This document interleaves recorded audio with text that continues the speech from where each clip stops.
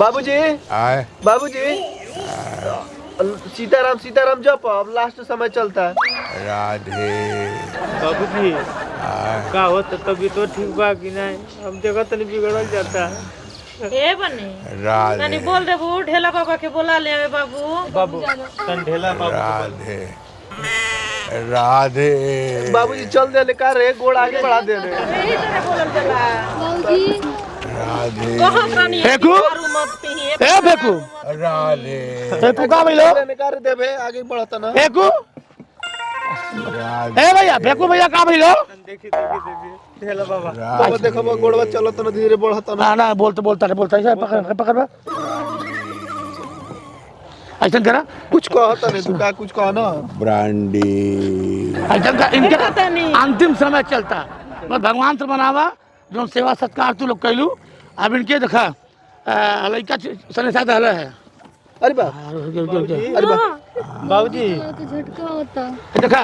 हमार बछिया तू राग भाग गेल बा तब बछिया तो नहीं छुआ पाई हां है बकरिया पकड़ के लाल बैठे ढेला बाबा हमर बाबूजी हाथ बच्चा ले हाथ निकाल हाथ निकाल बच्चा हाथ निकाल हाथ निकाल बाहर हाथ निकाल बंडी कहता ना दुका बंडी कहता ना। हाथ पूछे पकड़ो कांड को होता ना वो दारू में दरमा हाँ गाल गुलाबी चाल शराबी मैं से जवनिया वाली से कमरिया करेला पाला पलाली पा पला गेलू समय समय ई हो हाँ जम्मू पे हम खंडे बाबूजी काला है तुहार फेकू नामत से मरंतम तो बकरी छूनतम तो स्वाहा अरे बाबूजी तबे सुधार ऐसा सुना बार टंगड़ी उठाता है लगातार नीचे से बरान जाई हमरा साली के एक बेर दिखा द लोग साली के हमरा साली के मौसी के देखबा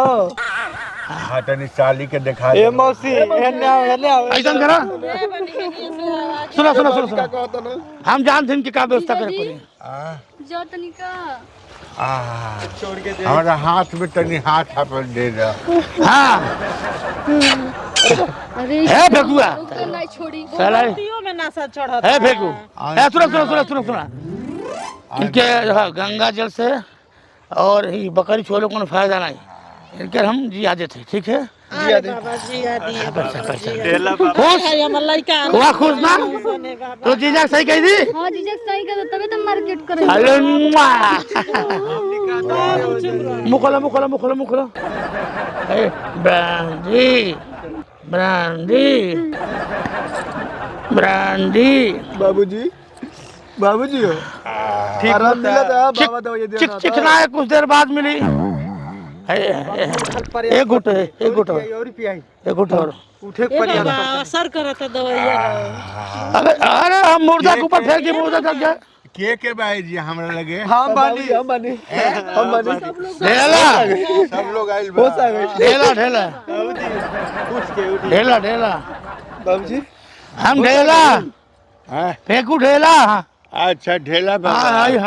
ढेला बा बहुत ऊंचा पर्वत से लेके आई हैं हैं? हाँ भाई जानते हो कौन चीज के बनल बा इस चमगादड़ के हड्डी और तिलचट्टा के खोपड़ी अच्छा अगर मगरमच्छ के दांत हाँ और केचुआ के तेल मिला के फेंट के हाँ गर्म पानी में एकदम उबाल के हाँ शहद मिला के तब बनावल जाला महुआ बा सही बा ना भाई ठीक है ना। गुटे बाबूजी ठीक हो जाए ना। हम लोग हाथ से फेंक दे तो मेरे दौड़े लगे सुना कहाँ फेंक कहां जाता नी ए जे रहलो आओ तनी सोनवा के यहाँ से घूम हाँ जा सोनवा के हो सोनमा सोनवा के है बाबा सोनमा नहीं जानते हो नहीं ओला सोनमा नहीं यार जो नाचे वाली अरे बाप रे बाप नचनिया के सात आठ भतार करे लो अरे बाप रे बाप तो मर गई का एकदम मर गई ला ज्यादा लाता वही चिंता मर गए वही चिंता भी रहा हाँ ढेला बाबा तू तो हाँ जाएगा पकड़े बाबूजी पकड़े ऐसे तो नचनिया गया पकड़े हाँ पकड़ा था तू घबरा मत सुना और तुहार बहन जवान बा तब हमरो मेहरारू ना बियाह करा तू अब लार नियर टपकावे लगनी हां करा दो फेंकू बाटे नहीं जा तोर काम हो गल जा ए बाबा हाँ? बुढ़ौती में आ बाबा हई तनी इमेज का ख्याल रखी बाबा यही तो ये कुल कर बाबा के हर मास नहीं होला, करेजा नहीं होला, मन मिजाज नहीं होला बाबा के। बाबा का मर मिजाज होला ये कुल करे खातिर ठीक है। आगे नहीं हाँ ठीक है। गइल बिया प्रोग्राम में ये प्रोग्राम कुल में करतनी सट्टा ओकरा सट्टा। ये कुल करतनी का भइल बा देह में ये मलइकन का नाथ बनावतनी देह में नाथ हो जाई बोले तो देह में- के बाबूजी कब रे भाग सारे देह में एलर्जी है एलर्जी है बाबूजी हम क्या बाबूजी कह रहे हम राख रहे तोर माई के अपना लइकन से का कहबू गोली मरवा देबू। हां कौन गोली जब नहीं भैया सुख मिली तो बाहर जेबे करी। हाय कहां से लइका आइल बनो सा एक सुनले बाटू नहीं, जब मोर से मेहरारू लड़बे करी, जब मोर से मेहरारू लड़बे करी ते फेकुआ बाहर मजा मरबे करी, हाँ मरबे करी। हम क्या कहा हम क्या कहा